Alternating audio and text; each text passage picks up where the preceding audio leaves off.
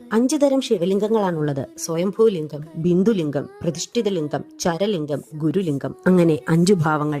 ദേവന്മാരുടെയും ഋഷിമാരുടെയും തപസ്സുകളിൽ പ്രസന്നനാകുമ്പോൾ നാദരൂപനായ ശിവൻ ഭൂമിക്കടിയിൽ ഒരു വിത്തിന്റെ രൂപം സ്വീകരിക്കുകയും മുള വരുന്നത് പോലെ ഭൂമി തുളച്ചു കയറി പുറത്ത് സ്വയം പ്രത്യക്ഷപ്പെടുകയും തന്റെ സാന്നിധ്യം അറിയിക്കുകയും ചെയ്യുന്നു. ഇത് സ്വയം ഉയർന്നു വരുന്നതിനാൽ അതിനെ സ്വയംഭൂലിംഗം എന്ന് വിളിക്കുന്നു. ശിവൻ എവിടെയുണ്ടെന്ന് ഉറച്ചു വിശ്വസിക്കുന്നുവോ അതൊന്നു മാത്രം മതി ഭഗവാൻ ഭക്തനെ അനുഗ്രഹിക്കുവാൻ. പ്രകൃതിയിലുള്ള ചലിക്കാത്ത വസ്തുക്കളായ പാറ, മരക്കുറ്റി, കൊത്തിയെടുത്ത ചിത്രത്തിലോ അതെന്തുമായിക്കോട്ടെ, ഭഗവാനെ സ്മരിച്ച് 16 ഉപചാരങ്ങൾ ഉപയോഗിച്ച് ആരാധിച്ചാൽ അത് ബിന്ദുലിംഗത്തിൽ ഉൾപ്പെടുന്നവയാണ്. പ്രതിഷ്ഠിത ലിംഗത്തിന്റെ വിഭാഗങ്ങളാണ് പൗരുഷലിംഗവും പ്രാകൃതലിംഗവും. ആത്മസാക്ഷാത്കാരത്തിനായി ദേവന്മാരും ഋഷിമാരും ശുദ്ധമായ പീഠത്തിൽ വിശുദ്ധമായ മനസ്സോടെ പ്രതിഷ്ഠിച്ചാൽ അത് പൗരുഷലിംഗമാണ്. ശക്തവും സ്ഥിരമായതുമാണ് പൗരുഷം. എന്നാൽ താത്കാലികമായതാണ് പ്രാകൃതലിംഗങ്ങൾ.